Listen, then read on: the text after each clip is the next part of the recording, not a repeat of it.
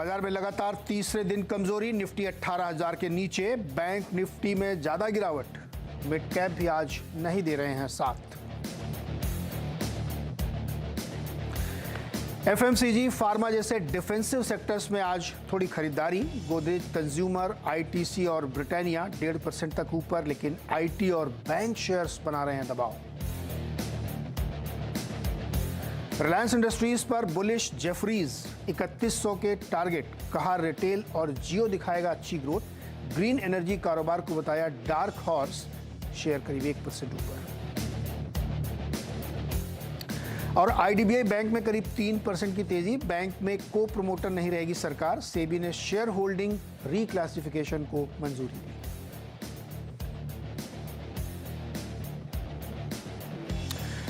स्वागत है आपका ट्रेडर्स हॉटलाइन में, और आपके बहुत सारे सवालों के हम जवाब देने की कोशिश करेंगे। और आज के हमारे मेहमान हैं प्रकाश गाबा जी। बाजार की तस्वीर पर ताज़ा नज़र, करीब 50 पॉइंट नीचे निफ्टी 17,946 और बैंक निफ्टी 295 पॉइंट नीचे 42,316।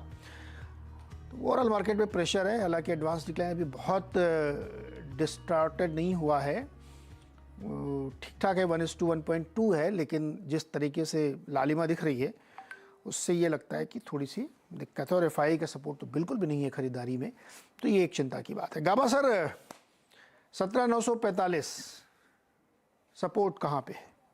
सपोर्ट नहीं है सर, ऐसा मत करिए सर, सपोर्ट तो दीजिए। नहीं, मैं बता ही देता हूँ।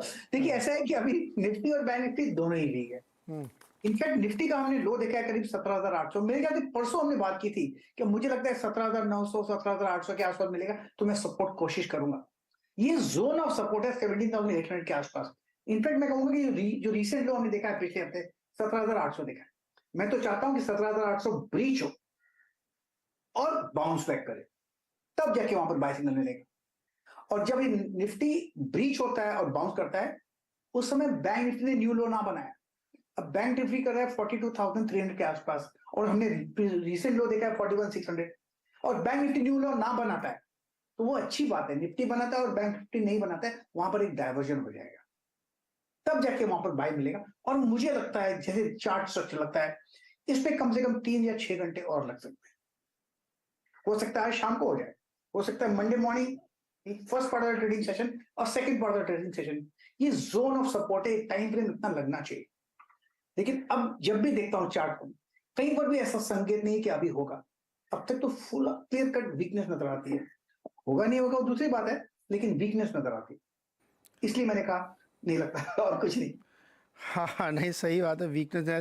लेकिन एक शेयर है जिसकी मैं बात जरूर करूंगा और डिस्क्लोजर भी दूंगा। रिलायंस इंडस्ट्री, सबसे ज़्यादा सपोर्ट वहीं से मिल रहा है। गाबा सर, उसके बारे में बताइए जरा। थैंक गॉड यहीं से सपोर्ट मिलता है। अगर रिलायंस नीचे होता तो क्या होता, हमारा आज शायद नीचे कम लोअर लेवल देखते और शायद वहां से एक बाउंस भी मिल जाता। रिलायंस सवाल के बैठा है 14% ऑफ द इंडेक्स। तो ये मुझे लगता है कि यहाँ पर थोड़ा साइडवेज मूव मिलेगा। रिलायंस में थोड़ा डिप मिल जाता ना, अच्छा है, वो करीब निफ्टी को लो ले आएगा, फिर एक बाउंस बैक मिलने की उम्मीद है। जगह अच्छी है, लेकिन रिलायंस में अब तक बाई मोड पर है, लेकिन वो भी कंफर्ट मिसिंग है, इतना कह सकता हूं। मोड बाई का है, लेकिन कंफर्ट मिसिंग है रिलायंस का। और आज जो सपोर्ट मिल रहा है वो यहीं से मिल रहा है, क्योंकि वेटेज ज़्यादा होता है इंडेक्स में इनका। डिस्क्लोजर है कि कोई भी आप एक्शन लें उससे पहले इंडिपेंडेंट राय ज़रूर ले लें। गाबा से फ्यूचर्स मार्केट में थोड़ा सा और मैं चर्चा करूंगा। जैसे कुछ स्टॉक्स हैं, मतलब कुछ क्या, बहुत से तरह तरह के सेक्टर्स में गिरावट है। केवल एक एफएमसीजी ही छोड़ दें अगर, बाकी सब तरफ गिरावट है। बजाज फिनसर्व आज भी 1.5% नीचे है। बजाज फाइनेंस पे सर राय दीजिए, बजाज फाइनेंस पे। वीकनेस है। इनफैक्ट बजाज फाइनेंस का हाई टाइम फ्रेम पे चार्ट करीब 6,400 जब वो ब्रीच हुआ, उसके बाद लगातार गिरावट आई। अब ट्रेड कर रहा है 6,050।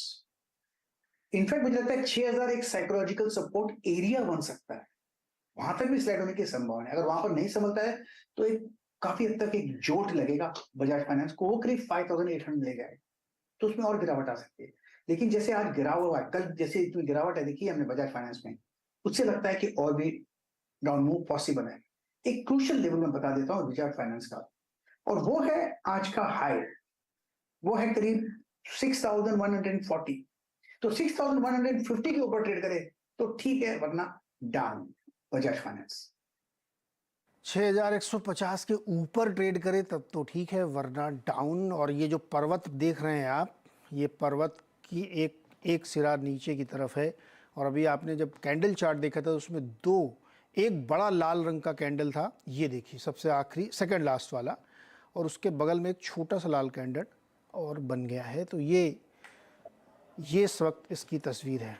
लेकिन चलिए अब दर्शकों की तरफ चलते हैं, बहुत सारे सवाल उनके मन में होंगे। राजेश हमारे साथ दिल्ली से जुड़ रहे हैं। राजेश जी नमस्कार, क्या सवाल है आपका? Sir good morning sir. Sir मेरे महाराष्ट्र बैंक के साथ 52,000 क्वांटिटी है सर, 31 की बाइंग है सर, क्या करें? बैंक ऑफ महाराष्ट्र 52,000 शेयर खरीद रखे हैं और उनको 35 पैसे पर शेयर का लॉस है। 35 पैसे के 65 पैसे होने चाहिए। 31 रुपये पे आपने खरीदा, 30 पैसे, हाँ 35 रुपये का लॉस है। गाबा सर नुकसान हो रहा है थोड़ा सा, वो बहुत भारी क्वांटिटी खरीद रखी है राजेश जी ने, 52,000 शेयर ले रखे हैं बैंक ऑफ महाराष्ट्र। इतने के इन्होंने क्या लगा, पूरा एक ही झटका सिक्सर, ऐसा सोचा था क्या? राजेश जी क्या सोचा था, बताइए क्या सोच के लिया था इतने सारे शेयर? सर इसकी Q3 के रिजल्ट पॉजिटिव के बारे में सोच रहे थे सर कि कुछ थोड़ा बहुत मोमेंटम आएगा। हाँ तो निकल जाएंगे ऐसा? कितना मुनाफा आप सोच रहे हैं इसमें तिमाही नतीजों के आधार पर? सर 33 तक के लेवल की एक्सपेक्टेशन थी सर। गावा सर 33 रुपये जा सकता है क्या भाई इस बार? मतलब बाजार का जो ओवरऑल सेंटीमेंट वो तो पता देख ही रहे हैं हम लोग, लेकिन ऐसा अनुमान है कि नतीजे बैंकों के अच्छे आएंगे, सरकारी प्राइवेट सबके। 33 रुपये जा सकता है क्या ये? मुझे लगता है जो 30.65 एक अहम सपोर्ट था, वो ब्रीच हुआ, अभी 30.55 हो गया। वहां पर तो निकल जाना चाहिए, लॉस बुक कर लेना चाहिए। मैं तो नॉर्मली वही करता हूँ कि प्रॉफिट तो दिखेगा, इतना दिखेगा, मुझे वहां तक जाएगा, मैं प्रॉफिट बुक करूंगा, उससे फिर गाड़ी लूंगा, वो सब अलग बात है। लेकिन मैं कब निकलूंगा लॉस में, वो तय करना बहुत जरूरी है। मेरे ख्याल से इन्होंने वो तय नहीं किया है, वो तय करना जरूरी है। मुझे लगता है जो इंपॉर्टेंट लेवल है, अब 30.60 तो निकल गया, अब नेक्स्ट इंपॉर्टेंट लेवल देता हूं जो कि इनको अगर ब्रीच रहता तो निकल जाना चाहिए, वो है 30.35। ऊपर जाता है तो 32 पे भी निकल जाएगी, प्रॉफिट मिलेगा। लेकिन एक जगह हो जहां पर आप लॉस पेन ना से सहन कर सके, वो जगह पहले तय कर लीजिए, और आपने नहीं की है। 52 क्वांटिटी बहुत ज्यादा है। तो भाई ध्यान रखिएगा, अगर गावज करें 30 रुपये 35 पैसे का लेवल अगर दिख जाए तो फिर आप सोचिएगा कि लॉस बुक करके निकल जाए, वरना हो सकता है कि और ज़्यादा नीचे गया या ऊपर भी जा सकता है। लेकिन जैसे गाबा सर की सलाह है कि वो आपको तय करना है कि आप कितना लॉस बेयर कर सकते हैं, क्योंकि आपने क्वांटिटी काफ़ी ज़्यादा ले रखी है। चलिए अगला सवाल है हरपाल सिंह जी का, भावनगर से हमारे साथ है। हरपाल सिंह जी प्रणाम, बताइए क्या सवाल है? गुड मॉर्निंग सर, मेरे पास कोल इंडिया का 2000 क्वांटिटी है, 227 पे बाई की है, वहाँ पे लॉन्ग टर्म के लिए रखना चाहता हूँ। गाबा सर लॉन्ग टर्म के लिए कोल इंडिया जैसा शेयर रख सकते हैं क्या? 2000 खरीदे में? What is wrong in that? Coal India long term के लिए बहुत बढ़िया है, शॉर्ट टर्म में पेन देता है। अब शॉर्ट टर्म में अभी वीकनेस है, पॉसिबल है कि और लोअर लेवल देखें। अगर लोअर लेवल देखें तो 200 डे पॉसिबल है, वहां पर आप चाहें तो अगर लॉन्ग टर्म का सोचे तो वहां पर ऐड कीजिएगा, क्योंकि मार्केट में एक्सपेंशन कॉन्ट्रैक्शन होते रहेंगे। अब ये एक्सपेंशन अंदर डाउन साइड हो रहा है, वो एक्सपेंशन अंदर डाउन साइड करीब 200 तक ले आ सकता है। अब 213 पे टटका है, वहां से फिर एक बाउंस प्ले। तो लॉन्ग टर्म के लिए तो बढ़िया है, लेकिन शॉर्ट टर्म में थोड़ा स्ट्रेच हो चुका है, इसलिए अनस्ट्रेचिंग की जरूरत है, और अनस्ट्रेचिंग हो रही है। स्ट्रेचिंग हो रही है, यानी जो बहुत खिंच गया था वो अपने आप को शेप में ला रहा है। कोल इंडिया बने रही है, आप लॉन्ग टर्म के तो कोई दिक्कत नहीं, आपको होल्ड करिए इसको। चलिए अगला एक और सवाल लेते हैं, आकाश डोंगरे औरंगाबाद से हैं। आकाश जी बताइए क्या सवाल है?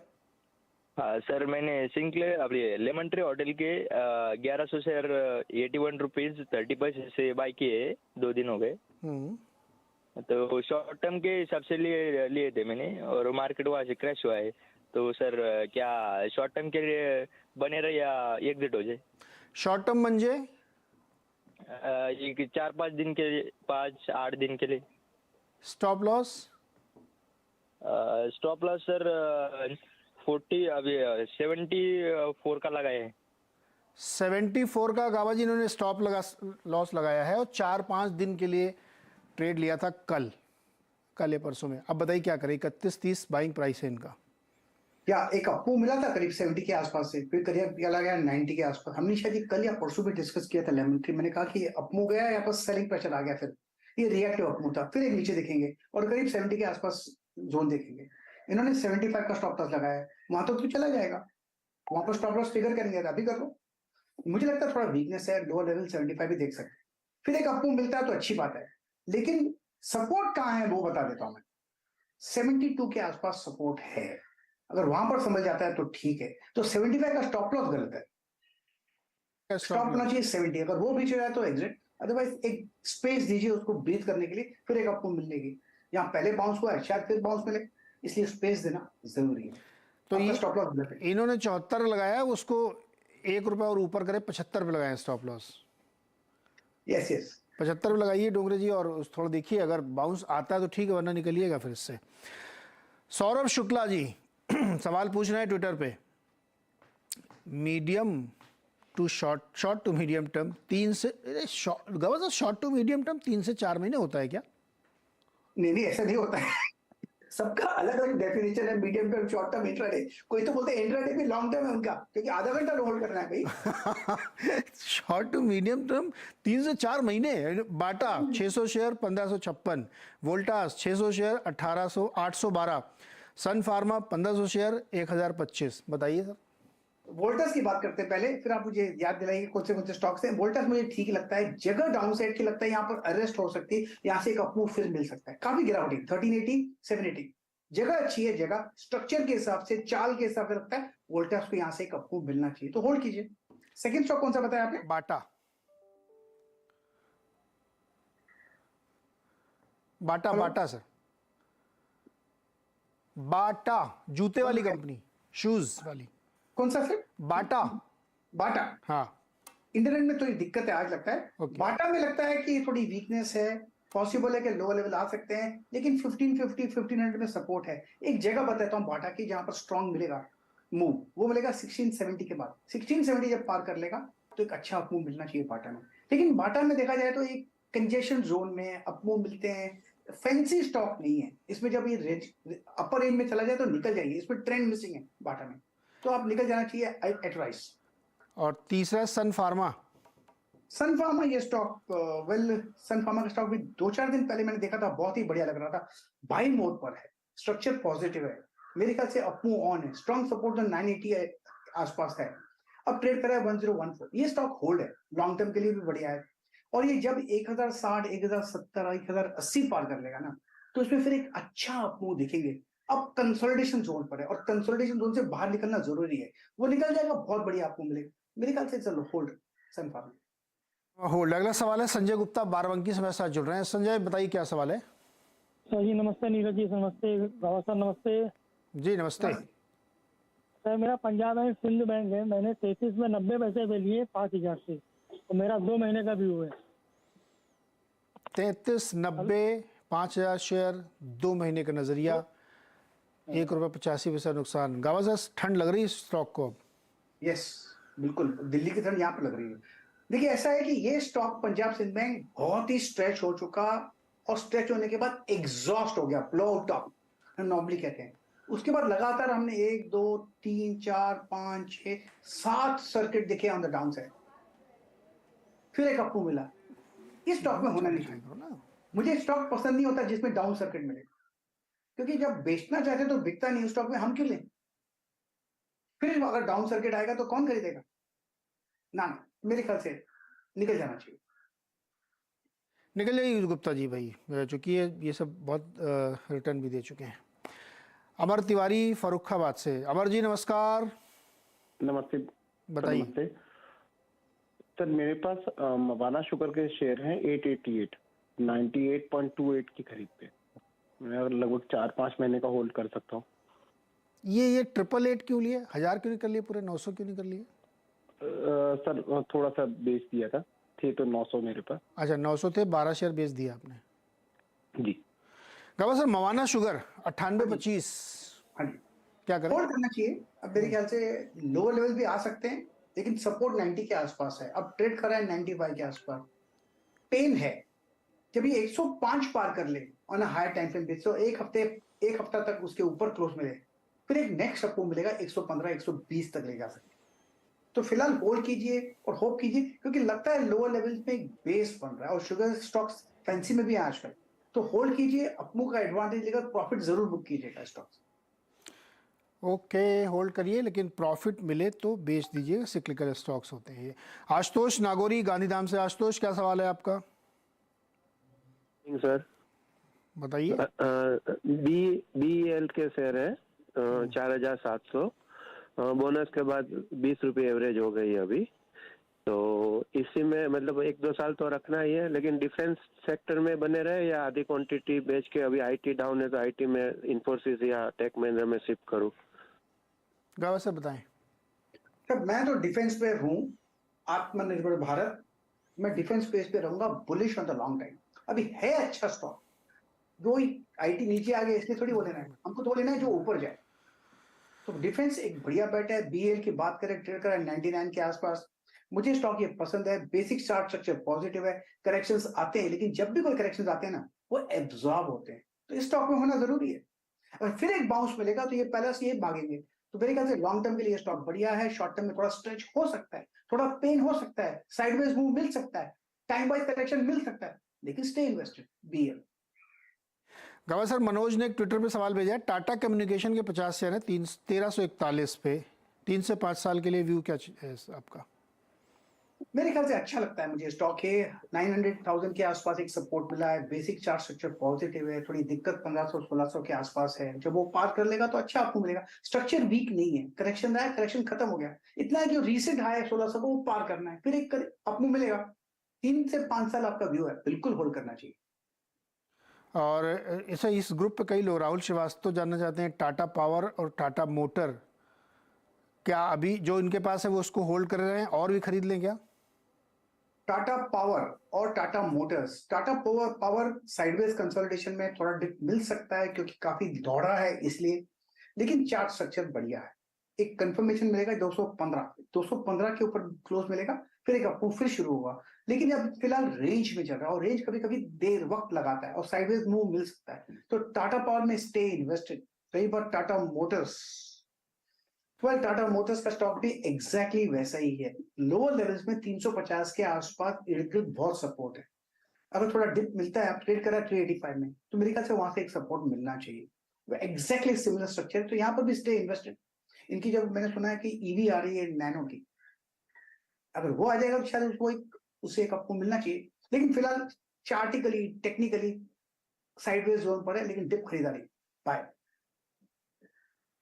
ओके, तो ये राय आपको टाटा मोटर्स और टाटा पावर में बनती हुई दिख रही। चलिए एक शक्तिकांत दास जी अपना स्पीच दे रहे हैं, उसको एक बार सुनते हैं, जो सुनाइए। The IMF, South Asia contributes nearly 15% to global growth, led by India and Bangladesh. The region also receives 1/5 of total remittance flows in the world. The South Asian region has grown, responding to formidable global challenges in the past. Following the food crisis of the 1960s, with which all of us are familiar, the region successfully implemented the Green Revolution. And that brought about a huge change in this region in terms of achieving self-sufficiency in many parts of this region, and the earlier dependence on imports from other countries was considerably reduced. After the oil shocks of the 1970s, so that was in the 60s, and then subsequently after the oil shocks of the 1970s, immigration from South Asia to West Asia became one of the largest market-driven labor flows.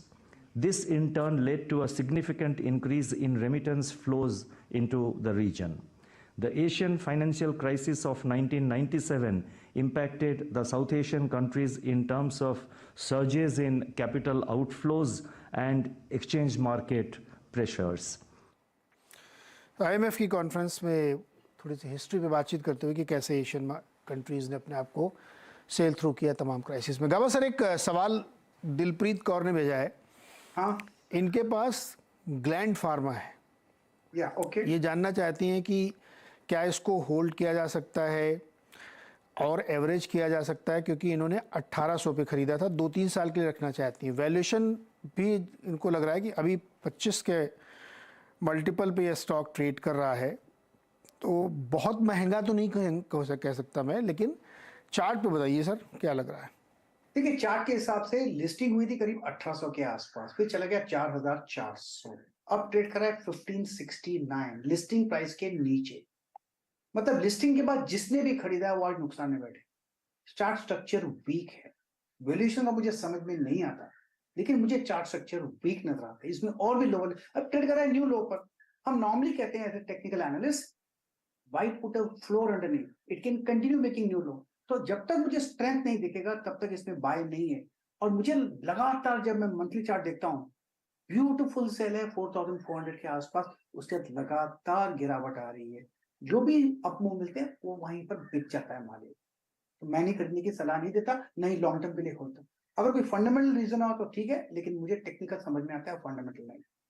बिल्कुल, तो technical राय ये है। और दिलप्रीत जी, चूंकि जब भी कोई IPO आजकल फिलहाल लेके आ रहा है, जो एक फैशन बन गया है कि या तो बिल्कुल फुल्ली प्राइस लेके आते हैं या ओवर प्राइस लेके आते हैं। तो जब ये फुली प्राइस्ड आया था, वहाँ से ओवर प्राइस्ड हुआ तो करेक्ट होकर फुली प्राइस पे आ गया है।